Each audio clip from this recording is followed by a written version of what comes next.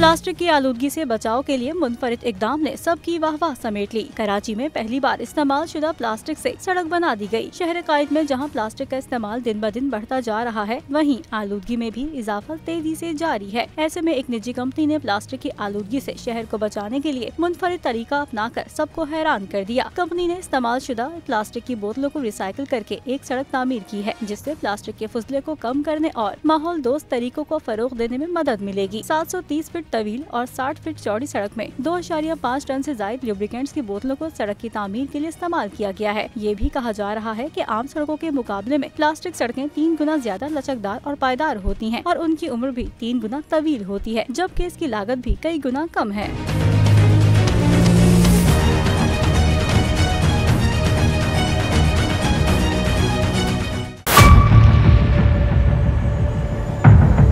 बड़ी ईद की खुशियों में बोल ने दिया अपने अवाम का साथ। अवामी शिकायत पर बोल ने उठाई आवाज।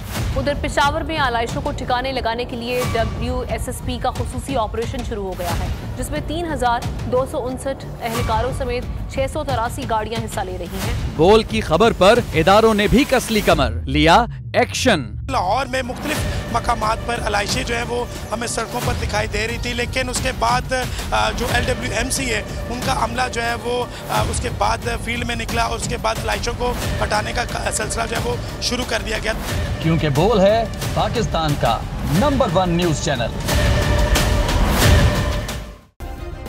सब्सक्राइब करें और बेल दबाएं ताकि कोई खबर रह न जाए।